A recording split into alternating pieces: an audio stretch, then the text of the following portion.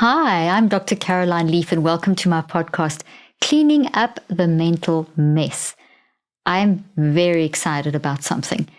On August 8th, I have my new book being released on how to help children manage their mental health. You hear me talk a ton about this concept of how to help yourself clean up your mental mess. Now, this is how to help your child clean up their mental mess, a guide to building resilience and managing mental health. So this is a tool for parents, teachers, uncles, aunts, guardians, physicians, grannies. We've got to help our children with their mental health. It's got worse and worse and worse over the past 30, 40 years because we focus so much on the symptoms and trying to suppress, teaching children that that's a bad emotion and suppressing it, or just talking about the emotions and they're not doing anything about that.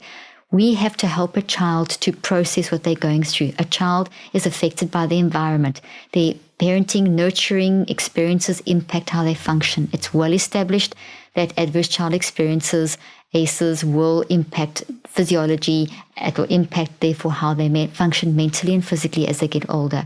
We know there's an increasing problem with mental health. We know that suicides are on the increase. This is serious. What we've been doing for the last 40 years is not good enough. I've been in the field for the last 38 years. I've practiced clinically for 25. I've worked with thousands of children over the years in my practice and reached thousands of people. I'm a mother of 4 myself. This book has come out of clinical application, research, and personal experience on how to help children manage their mental health, manage anxiety, manage depression, and recognize that we've got to stop pathologizing childhood, stop medicalizing misery, and start recognizing that it's okay to be a mess. You hear me say this so often to you as an adult, but our children too. We need to stop taking away their hope, taking away their psychological immunity by telling them when they are feeling sad or angry or battling to focus or something like that, or feeling depressed or having panic attacks, that there's something wrong with them, that they go to a doctor and they get prescribed a medication or they get given a label, which gives them the impression that there's something wrong with them as an individual, that they are broken. That is not a helpful and hopeful message at all, and it's very concerning for both the parent and the child. So therefore, we as parents need to, and leaders and caregivers and uncles and aunts, as I've said, it's so important that we understand how to help a child manage their mental health, get away from the labels, and start getting into helping understand their stories. Let's give children the tools to tell their stories and safe spaces to help them process and navigate through those stories. We don't want just, when we talk about telling a child, let's talk about how we feel. That's excellent. But you can't just talk about how you feel.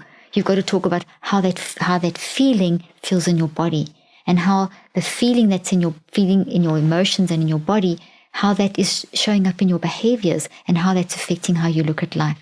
We've got to give the message that we show up in these ways with our emotions and our behaviors and our perspectives and how we look at life and the sensations in our body, that these are not who we are, but this is because of something, because of an experience that we're going through, whether it's a day-to-day struggle of like a little fight with a friend or a fight with a sibling, to the big issues of abuse or constant bullying or something that's going on in their life that's very negative. So we need to help our children understand this. And over a series of podcasts, I'm going to be covering different topics. And the first week I started talking about this, I spoke about empathy. So really go back and listen to empathy and how to build empathy with your child. Last week and this week, I'm talking about boundaries. So, and all of these concepts are being pulled from my book, and examples and things are being pulled from my book, and I'll be diving into all kinds of things in this book. So it's 5 scientifically proven steps called the neurocycle to help your child manage their mental health. So there's all kinds of words in there, little paragraphs and little images throughout this book of how to help your child manage their mental mess. Now, I knocked over this little toy over here, and this is Brainy. Brainy is the superhero of mental health. So this is throughout the book, I introduce Brainy. So there's this drawing character of Brainy throughout this book. So Brainy helps you and your child walk through their journey of mental health. So that they've got the character in the book, and they've got the little toy that you can actually buy as well to help a child be able to talk about their mental health. If your little 2 and 3-year-old, this book is for 2 to 3 through 10-year-old, doesn't have the language, obviously, of an 8-year-old or a 9-year-old or a 10-year-old, but they can pick up the toy and you can at the point of contact, and they can point to the pictures, and there's all the guidance that I give you for helping them to be able to work through how they're showing up and how to manage that. So we're giving this wonderful message that we don't have to keep things suppressed, that life is, the challenges of life and being happy and being sad are all part of life. We don't have to pathologize childhood, which is not helping children. We can change that. So in this week, I'm going to talk specifically about how we set boundaries with our children. Last week, we spoke more generally about boundaries, and I gave some examples. And now in this podcast, I'm going to give a few more specific examples on how to help your child set boundaries in their life, which are so healthy for relationships and for them, their identity, their self-worth, etc. And I have a lot in here on boundaries, and I'm just pulling out a few of the examples. So whenever you, as a parent, set a boundary, make sure that you always explain why. This is such a key thing. I actually mentioned it in the previous podcast, but I felt I wanted to touch on it again in this one. We've always got to give a why. Every statement that you're telling your child, no, don't do this, or you can't do that, or that's not helpful, or we don't do this, or we don't do that, or you can't have this, or you can't have that, or you can't go here, or you can't go there, or you can't act like this, has to be followed with an explanation. Why can't you go there? Why can't you do that? Why can't you have that? When you explain to a child, you are giving them the cognitive reasoning skills that they are wiring into their brain, which will activate their natural resilience and unmask it and help them to be stronger and wiser. You're giving them the reasons why, that you are teaching them, you're giving them the language, you're giving them the skills, you're giving them all those things that are wiring into their networks to help them to grow and develop cognitive resilience and to develop good reasoning powers. Why teaches your child to reason. So it's a very big part of boundaries. Why is, if I put up that boundary, there's a reason why. If you just put up a boundary without a why, there's no learning experience. A child and an adult, because sometimes someone will put up a boundary in a relationship, but they don't explain why. That makes the person who doesn't understand why they're putting up that boundary, it makes them feel bad about themselves. It makes them feel that there's something that they've done wrong. And that's not healthy for that person, nor the person that has put up the boundary. And that creates conflict and it's just not a healthy situation. We don't want to do that. So if you just say, don't do this because I said so, in that kind of firm, almost unkind voice, that links to creating fear in your child for punishment from you. And also teaches them that overriding other people's questions is okay. If you think you are wiser or smarter or better than someone else, that can translate into behaviors at school, in relationships, friends, siblings, into adolescence, into adulthood. It can become a persistent pattern. And that's not healthy. It can lead to narcissistic type behaviors. It's not healthy. So you are entitled to protect your child, and that's why you set up boundaries, but it's really important that you explain the why behind those boundaries. So just saying, because I said so, is going to do the opposite. It's not growing your child. It's inhibiting your child, and it's creating fear. And fear has a very damaging effect on the brain and the body and increases vulnerability in the child to mental challenges and physical illnesses. That's how serious this is. So I know this is hard for many parents, and maybe you were brought up. I mean, I'm considered Gen X and my husband's considered a boomer, and I know, we were brought up by parents that didn't give us reasons, that just said no because I said so. That's enough. I'm your parent. I'm the adult. I know I'm all wise and all knowing. It's not good enough. And that can translate into how a husband and wife or partners relate to each other, husband, wife, whatever it may be, leaders in business, that kind of thing. It's not healthy. It just creates fear and resentment in the other person. There's no learning. There's no deep, meaningful communication happening. It's just problematic, and it's damaging to the brain and damaging to one's mental health. So yes, you are smarter than your children at this point because they're still learning, but children are brilliant. They're a lot smarter than what we realize, and they are hungry to understand reasons why. The whole point of a child growing up is they are experimenting. They're messy, and it's okay to be a mess. It's okay for your child to be a mess. It's your role as a parent to help facilitate the managing of the mental mess, and that's why you need the why and the because. And I'm really emphasizing this because it is so important. in terms of mental and physical health. So yes, you have got more experience. So don't use that experience as a whip or a controlling mechanism. Use that experience as a teaching tool. If you do this, this can happen. You know, when I did this happened to me. When I was little and I did this can happen. And these are the things that can happen. And I know you really want to do this, but this is, mixing with these people or doing this kind of thing or, doing that or whatever it is. Give them the reasons behind so that they can reason and build up the linguistic and the cognitive skills to do the same. This does not mean that your child is not an individual of their own who's growing and learning about the world. In fact, when you tell your child to do something and they ask why, they're not being naughty, they're not being challenging. What they are doing, it's, as I keep saying, they are asking for information. They're asking for guidance. They're not being naughty or difficult. They are asking why. Why mustn't I do that? It's not misbehavior. It is genuine curiosity that a child naturally has in their psychoneurobiology to learn how to learn. And this is a fantastic teaching opportunity and a fantastic bonding moment. So you can deal with the dangers and the immediate dangers, but then sit down and talk through, give examples. And sometimes things are big and need multiple examples and multiple discussions. Whatever it takes, do it. See this as a chance to connect and bond with your child. So some simple examples would be, let's say that you are, I'll take an example from my own life. When my children were small and I had my private practice built onto my house, and I would be with a patient, and I would hear my children come zooming through and bashing on the connecting door and yelling, "Mom, Mom, Mom, come and see our," whatever, the game that they'd made. They would always put these little jumps outside, and we had this little Shih Tzu, Jasmine, who would jump over, and they'd love to show me that, and they'd be playing outside or something, just giving you a scenario.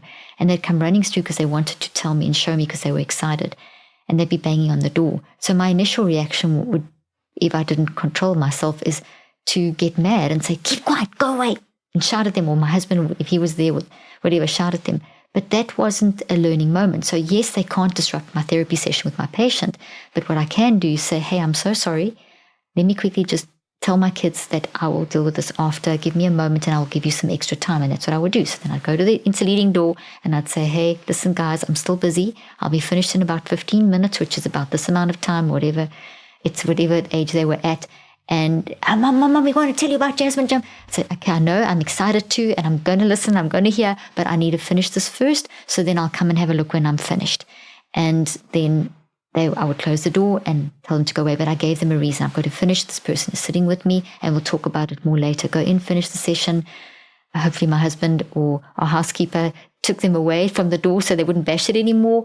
And then when I was finished, give the patient some extra time because it disrupted, which is giving so that their boundaries respected, that I've respected my patient's boundary. They respected mine. I had to deal with something that's a normal life experience. We can deal with these interruptions.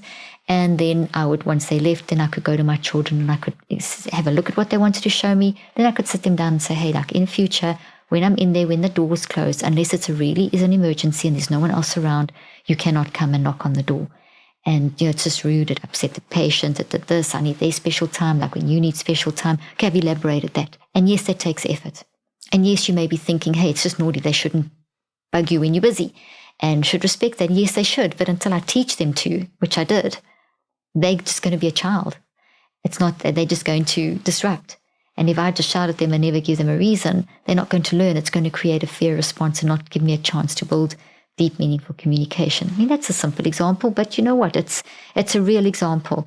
And if you think of it, parents are busy. Parents are busy, burnt out, work hard, overwhelmed, parent guilt. I've got a whole add-on in the Neurocycle app on how to do a neurocycle on parent guilt, which is, it's going to be added into it'll be when the book comes out, we'll have that add-on ready in the Neurocycle app. So if you're in the Neurocycle app, there's going to be the parent add-on, which is going to be amazing. And there's specifically one on parent guilt. I do talk about parent guilt in here.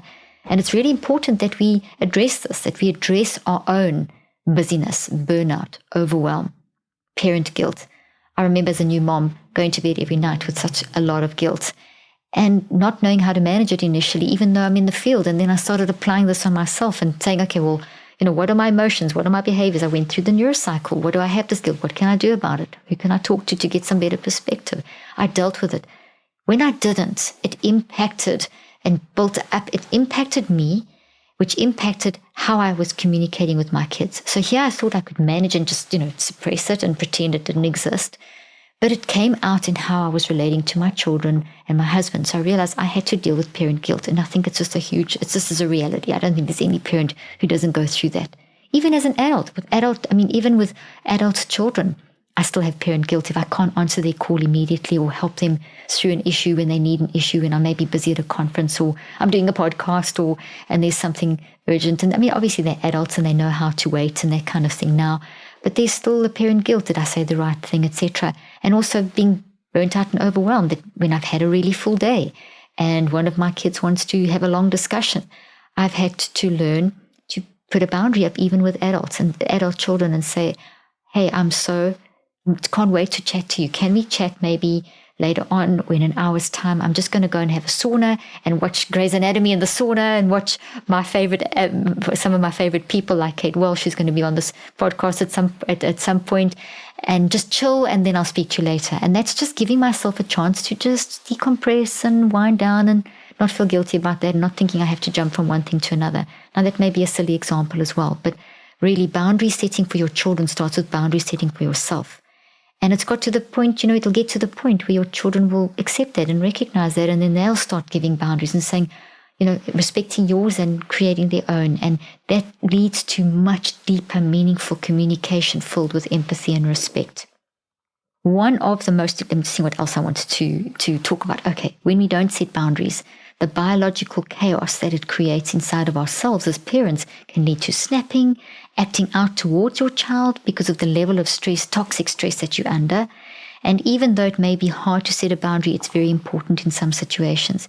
By not setting boundaries, I've said this, I'm just reading it to you because it's worth hearing again. By not setting boundaries, you're more likely to feel resentment or have resentful thoughts to your child, and then you feel guilty about being resentful. So you need to work through that. You need to set the boundary with yourself and say, okay, parent guilt, I'm feeling resentful. It's okay to feel resentful. Let's work through this. Give yourself a self-boundary where you actually then allow yourself to work through why you're feeling resentful towards your child, why you're feeling that guilt, what is really at the bottom core, so that you can break that cycle. What is the root? So, and you may even say those words. You may have words inside of yourself that you keep quiet for months, and then suddenly they come bursting out because you haven't dealt with it. Thoughts are volcanic. Thoughts have a source, they have processing, and they have the branches. The branches are how you are, all the things about the resentment that you're building up because of not having the time to do whatever. You can keep it quiet for so long, but eventually the resentment grows, the toxic thought tree gets bigger and bigger, and boom, it's going to explode in words that you resent, that you regret saying. And then, yes, sure, you can fix that. You can go back in and you can do the work to fix that. But bottom line is that it's going to explode. So work on that.